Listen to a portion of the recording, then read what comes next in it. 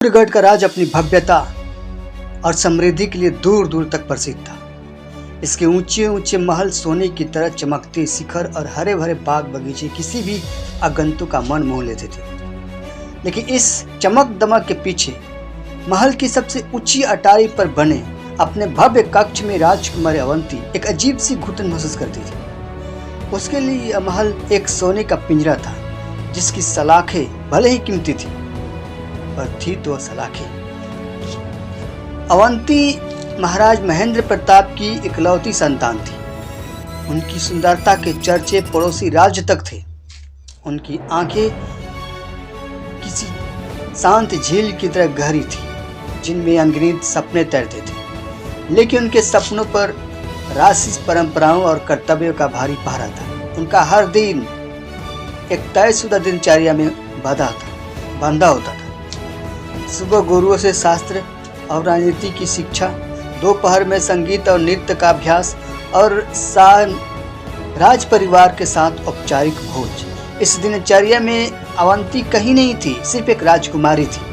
वह अक्सर अपनी दासी लीला से कहती, लीला, क्या इस महल की दीवार के पार भी कोई दुनिया है जहाँ लोग अपनी मर्जी से हंसते हैं, अपनी मर्जी से रोते हैं, जहाँ जिंदगी किसी की लिखी हुई किताब की तरह नहीं बल्कि बहती हुई नदी की तरह होती है। लीला बस मुस्कुरा कर रह जाती। वो अपनी राजकुमारी की पीड़ा समझती थी, पर उसके पास कोई जवाब नहीं था। महल के दीवारों से बहुत दूर सूर्यगढ़ शहर की एक साधारण सी गली में दो दोस्तों की दुनिया बसी थी, भानु और आकाश।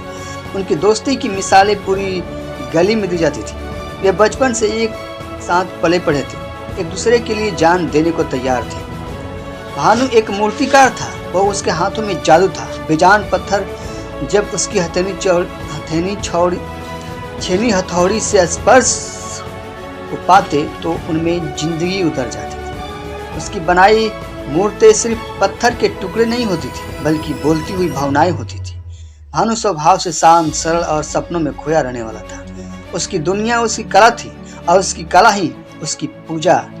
वह अक्सर अपनी बनाई मूर्तियों से बातें करता, उन्हें अपने सुख दुख सुनाता। वह गरीब था, लेकिन अपनी कला में अमीर था।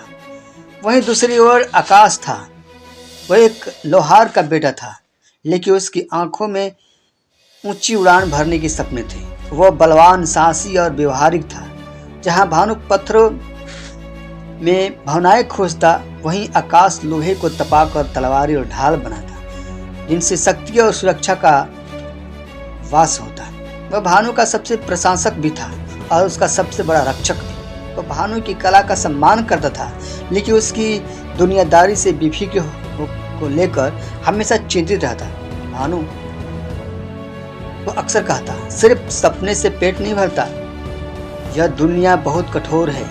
यहाँ जीने के लिए कला के साथ साथ थोड़ी चालाकी भी आनी चाहिए। भानु बस मुस्कुरा कर कहता, जब तक तुम मेरे साथ हो मुझे किसी चालाकी की क्या जरूरत है मेरे दोस्त। और दोनों हंस पड़ते। उनकी दोस्ती इतनी गहरी थी कि एक के बिना दूसरा अधूरा था। हर साल की तरह इस साल भी सूर्यगढ़ में बसंतोत्सव का आयोजन बड़े धूमधाम से किया जा रहा था। एक ऐसा समय था जब पूरा राज्य उत्सव के रंग में डूब जाता। 7 दिनों तक चलने वाले इस उत्सव में शहर के मुख्य बाजार में एक बड़ा मेला लगता, जहां कलाकार, व्यापारी और आम लोग अपनी अपनी कला और चीजों का प्रदर्शन करते। राजकुमारी अवंती के लिए यह उत्सव भी महल की खिड़की से देखने वाली एक और रस्म थी। लेकिन इस बार उनके मन में एक विद्रोह ने जन्म लिया। उन्हें तय कर लिया कि वह इस बार उत्सव को अपनी आंखों से देखेगी, एक आम लड़की की तरह। उन्होंने अपनी सबसे भरोसेमंद दासी लीला की मदद से एक साधारण लड़की का वेश बनाया। कीमती रेशमी वस्त्र की जगह सूती घाघरा चोली और भारी आभूषण की जगह कांच की चूड़ियां पहनकर वह रात के अंधेरे में महल के से बाहर निकल गई। बाजार में पैर रखते ही अवंती को एक अजीब सी स्वतंत्रता का एहसास हुआ। चारों ओर लोगों की भीड़, कहे बच्चे का शोर और तरह तरह की चीजों की दुकानें, यह सब उनके लिए नया था। वह किसी बच्ची की तरह हर चीज को कौतूहल से देख रही थी। घूमते घूमते उनकी नजर एक जगह पर ठिठक गई जहां बहुत भीड़ जमी थी। उत्सुकता बस वह भी उस भीड़ को चीरते हुए आगे बढ़ी। वहाँ बीच में एक युवक अपनी बनाई हुई मूर्ति को अंतिम रूप दे रहा था। वह युवक भानु था। वो अपनी कला में इतना डूबा हुआ था कि उसे अपने आसपास जमा भीड़ का कोई भी होश नहीं था। उसने पत्थर से एक स्त्री की मूर्ति गढ़ी थी, जिसकी आंखों में एक अजीब सी प्रतीक्षा और होठों पर एक अधूरी सी मुस्कान थी। उस मूर्ति में इतना जीवंतता थी कि लग रहा था कि मानो अब बोल पड़ेगी। अवंती उस मूर्ति को देखकर मंत्रमुग्ध हो गई। उस पत्थर की स्त्री की आंखों में उन्हें अपनी ही परछाई दिखाई थी। वहीं इंतजार, वहीं घुटन, वहीं अधूरे सपने। वह मूर्ति के इतने करीब चले गए कि भानु की नजर उससे जा टकराई। एक पल के लिए भानु अपनी छेनी चलाना भूल गया। उसके सामने खड़ी लड़की की आंखों में वही गहराई थी जो उसने अपनी मूर्ति में भरने की कोशिश की थी। साधारण कपड़ों के बावजूद उसके चेहरे पर एक अनूठा तेज था। यह बहुत सुंदर है, अवंती के मुंह से अनियास से निकल गया। उसकी आवाज में एक अजीब सी कशिश थी। भानु वर्तमान में लौटा। उसने मुस्कुराते हुए कहा, धन्यवाद, इसका नाम प्रतीक्षा है। प्रतीक्षा? अवंती ने पूछा। किसका प्रतीक्षा कर रही है? भानु ने एक गहरी सांस ली और कहा, शायद उस आज़ादी का जो हर किसी के नसीब में नहीं होती, या शायद उस प्यार का जो उसे पूरा करे। यह शब्द सीधे अवंती के दिल में उतर गए। पहली बार किसी ने उसके अनकहे दर्द को शब्द दिए थे। उसने अपना नाम माया बतलाया। उस हम दोनों ने बहुत देर तक बातें की। भानु ने उसे अपनी कला के बारे में बतलाया और माया ने उसे अपने सपनों के बारे में बतलाया जो वह देखती थी। बिना यह बताए कि वो कौन है, अवंती को भानु की सादगी, उसकी कला के प्रति उसका समर्पण और उसकी आंखों की सच्चाई बहुत भाई। अवंती जब लौटी तो वह पहले वाली अवंती नहीं थी। उसका दिल अब उस सोने के पिंजरे में कैद नहीं था। वह उस सूर्यगढ़ की एक आम सी गली में एक मूर्तिकार के पास छोड़ आई थी। उस पहली मुलाकात के बाद अवंती के लिए महल में एक एक पल कटना मुश्किल हो गया। उसका मन बार बार भानु से मिलने को करता। वो माया बनकर अक्सर भानु के घर सलाह में जाने लगी। भानु की बेसब्री से उनका इंतजार करता। उसकी उपस्थिति में भानु की कला और निखरने लगी। अब उसकी हर मूर्ति माया की आंखों की चमक और उसकी हंसी की खनक दिखाई देती थी। उसकी मुलाकातें अब सिर्फ कला तक सीमित नहीं रही। वे घंटों साथ बिताते। भानु उसे शहर की तंग गलियों में घुमाता, उसे बताता कि कैसे हर घर की अपनी कहानी है। वह उसे नदी किनारे ले जाता जहाँ सूरज को डूबते हुए देखना उसके लिए सबसे प्रिय क्षण बन गया था। इन मुलाकातों में अवंती ने पहली बार जाना कि असली खुशी क्या होती है। वह राशि पहनाव से ज्यादा भानु के साथ बैठकर खाए गए भुने हुए चने में स्वाद पाती थी। भानु को माया से प्यार हो गया था। एक ऐसा प्यार जो किसी शर्त या पाबंदी का मोहताज नहीं था। यह उस सादगी और उसके खुले विचारों से प्रेम करता था। उसे नहीं पता था कि वो कौन है और कहाँ से आती है, और जानना भी नहीं चाहता था। उसके लिए माया ही उसकी दुनिया थी।